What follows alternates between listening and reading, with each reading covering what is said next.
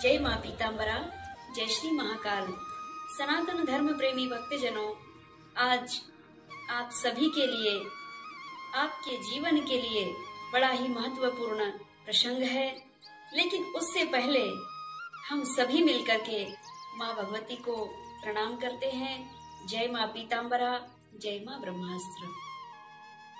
भक्तजनों, आज आप माँ भगवती श्री ब्रह्मास्त्र विद्या के दिव्य साक्षात्कार कर पा रहे हैं। माँ भगवती अपनी वैभवशाली सत्ता के साथ विद्यमान है सिवनी मध्य प्रदेश में। भक्तजनों, आज का हमारा दिव्य प्रसंग है माँ भगवती श्री ब्रह्मास्त्र विद्या की आराधना करने से होते हैं शत्रु परास्त। भक्तजनों, हमें कभी कभी लगता है कि हमारे शत्रु हैं ही नहीं इस दुनिया में, जबकि आपको ज्ञात ही नहीं होता कि जो आपका मित्र सा जान पड़ रहा है, भीतर से वही शत्रु भाव भी रखता है। कभी भी धोखा करता है मित्र ही, यह यथार्थ सत्य है। क्योंकि वह खास मित्र में भी कुछ गुप्त शत्रु ऐसा प्रयोग कर देते हैं कि आपके सगे मित्र, खास मित्र की बुद्धि ऐसी परिवर्तित होती है कि वह मित्र वाली बुद्धि शत्रुता में परिवर्तित हो जाती है, जबकि वह आपका शत्रु नहीं था। उसे तो किसी छोटी छोटी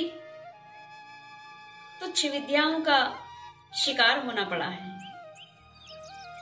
उन विद्याओं के चलते आपके मित्र की बुद्धि, कल जो आपके हित के बारे में सोच रहा था, आज वही मित्र अहित करने पे तुल गया है। ऐसी विषम परिस्थिति में आप क्या करें?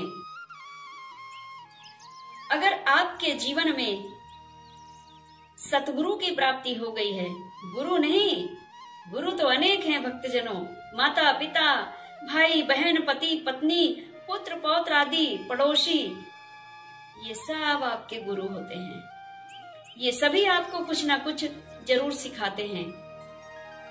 लेकिन जब ईश्वर प्राप्ति के सटीक मार्ग को बताने वाले और ईश्वर से साक्षात्कार करा देने वाले सद्गुरु की जब आपको कृपा दृष्टि, उनका सानिध्य प्राप्त हो जाता है, तो ऐसे शत्रुओं से आपको शीघ्रता पूर्वक मुक्ति दिलाने का कार्य भी करते हैं सतगुरु।